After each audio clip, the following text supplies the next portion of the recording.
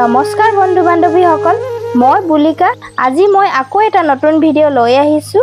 ভিডিঅ'টোত ক'ব বিচাৰিছোঁ ভগৱান শ্ৰীকৃষ্ণই ব্ৰহ্মাৰ ঘমন কেনেকৈ ভাঙিছিল। আজি আমি এই বিষয়ে জানিম। যিসকলে মোৰ চেনেললৈ নতুনকৈ আহিছে তেওঁলোকে মোৰ চেনেলটো ছাবস্ক্ৰাইব কৰিবলৈ নাপাহৰিব। আহক আমি কাহিনীটো আৰম্ভ কৰোঁ। ভগৱান শ্ৰীকৃষ্ণই যেতিয়া বৃন্দাবনত গৰু চৰাবলৈ গৈছিল তেতিয়া সকলো গোৱালাই মিলি ঘৰৰ পৰা লৈ যোৱা ভোজন খাবলৈ ধৰিছিল। সকলোৱে একেলগে বহি খাইছিল। কোনোবাই তাৰ পৰাই কাৰোবাৰ জুঠা খাইছিল। এনেকৈ আনন্দ মনেৰে সকলোৱে বহি ভোজন কৰি আছিল।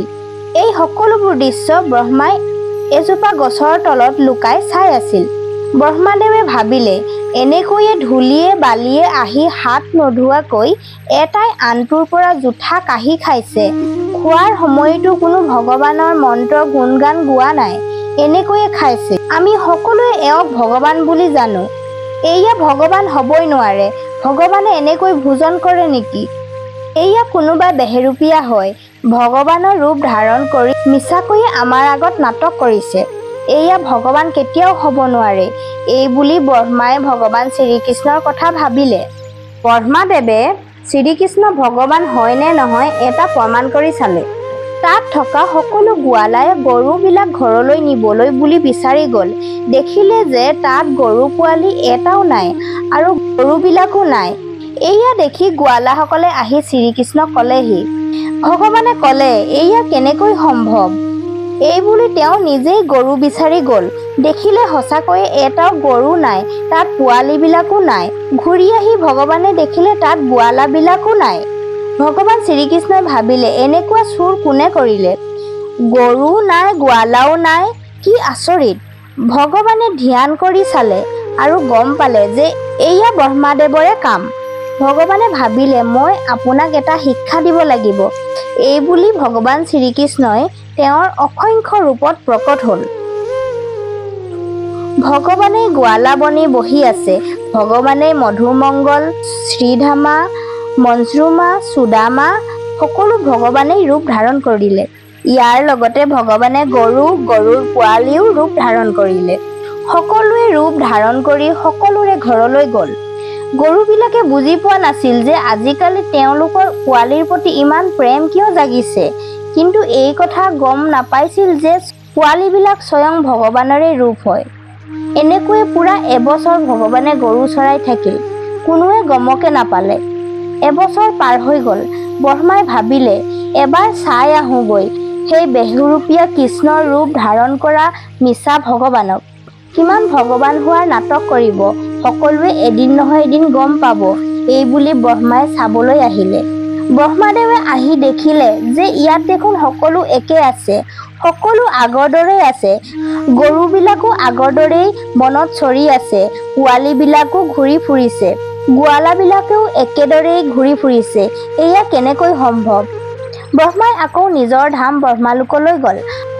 ব্ৰহ্মাই গৈ দেখিলে আৰু তাত সেই গৰু গোৱালা সকলো মূৰ্ছিত অৱস্থাত পৰি আছে।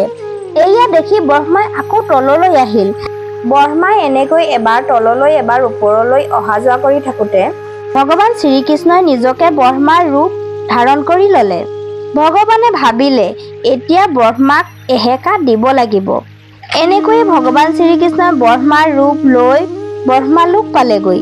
তাত থকা দুৱাৰপালক গৈ ক'লেগৈ, আজিকালি পৃথিৱীত ব্ৰহ্মাৰ ৰূপ লৈ বহুত লোক ঘূৰি ফুৰিছে।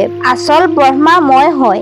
গতিকে যদি কোনোবা মোৰ ৰূপ ধাৰণ কৰি আহে তেন্তে ভিতৰলৈ সোমাব নিদিবা, মাৰি পিটি খেদাই দিবা। এই বুলি ভগৱানে ভিতৰলৈ গুচি গ'ল। তাৰ পাছত আচল ব্ৰহ্মাদেৱ পৃথিৱীৰ পৰা ঘূৰি ব্ৰহ্মালোকৰ পালেহি। তাত থকা দুৱাৰপালে ব্ৰহ্মাদেৱক ভিতৰলৈ সোমাবলৈ নিদিলে। এয়া দেখি ব্ৰহ্মাদেৱৰ খং উঠিল আৰু দুৱাৰপালক ক'লে, মূৰ্খ, ময়ে তোমালোকৰ স্বামী আৰু মোক ভিতৰলৈ যাবলৈ মানা কৰিছা? দুৱাৰপালে ক'লে, ইয়াৰ পৰা গুচি যোৱা। তোমাৰ নিচিনা ব্ৰহ্মা বহুত দেখিছোঁ। আচলজন ব্ৰহ্মা ভিতৰত আছে। আমি চবেই জানো পৃথিৱীত কেনেদৰে ব্ৰহ্মাৰ ৰূপ লৈ বেলেগ ঘূৰি ফুৰিছে। ব্ৰহ্মাদেৱে ক'লে, ময়ো চাওঁ মোৰ ঠাইত ভিতৰত কোন ব্ৰহ্মা বহি আছে। এই বুলি ব্ৰহ্মাদেৱে চকু বন্ধ কৰি দিব্য দৃষ্টিৰে দেখিলে ভিতৰত ব্ৰহ্মাৰ আসনত নীল বৰণৰ ভগৱান শ্ৰীকৃষ্ণ বাঁহী বজাই আছে। ব্ৰহ্মাদেৱে কান্দি কান্দি ভগৱানৰ চৰণত বাগৰি পৰিল আৰু ক'লে, হে প্ৰভু, মোৰ ভুল হৈ গ'ল। মই মোৰ অহংকাৰৰ পৰা আপোনাক চিনিয়ে নাপালো। মোৰ নিচিনা পাপীয়ে কেনেকৈ বুজি পাব ব্ৰজবাসী আৰু আপোনাৰ মাজত প্ৰেম। ব্ৰজবাসী মানে হৈছে বৃন্দাবনত বাস কৰা লোকসকল। ব্ৰহ্মাদেৱে ভগৱানক ক'লে, হে প্ৰভু, আপুনি মোক বৃন্দাবনত থাকিবলৈ স্থান দিয়ক। মই নিবেদন কৰিছোঁ, মই যাতে সদায় বৃন্দাবনতে বাস কৰিব পাৰোঁ। ভগৱান শ্ৰীকৃষ্ণই ক'লে, ব্ৰহ্মাদেৱ, এই কাম মই কৰিব নোৱাৰোঁ। এই কামৰ বাবে তুমি ৰাধাক ক'ব লাগিব। ৰাধাই যাক বিচাৰে তেওঁহে বৃন্দাবনত থাকিবলৈ স্থান পায়। গতিকে আপুনি তেওঁক পুজিব লাগিব। যাওক, ৰাধাক তপস্যা কৰকগৈ।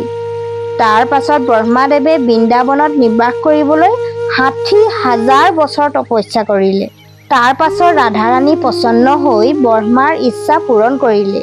বৰসানাত থকা য'ত ৰাধাৰ মন্দিৰ বনি আছে, সেই তাতে ব্ৰহ্মাদেৱক স্থান দিলে। বৰসানাৰ সেই ৰাধাৰ মন্দিৰটো এটা পাহাৰৰ ওপৰত বনি আছে আৰু সেই পাহাৰটোৱে হৈছে ব্ৰহ্মাৰ স্বৰূপ। গতিকে ফ্ৰেণ্ডছ, আপোনালোকে গম পালে কেনেকৈ ভাঙিল ভগৱান শ্ৰীকৃষ্ণৰ ব্ৰহ্মাৰ ভ্ৰমণ। আজি মোৰ ভিডিঅ'টো কেনেকুৱা লাগিলে আপোনালোকে মোক কমেণ্ট কৰি জনাব। ভাল লাগিলে লাইক, শ্বেয়াৰ, ছাবস্ক্ৰাইব কৰিবলৈ নাপাহৰিব। আজিলৈ আহিছোঁ, বাই ফ্ৰেণ্ডছ।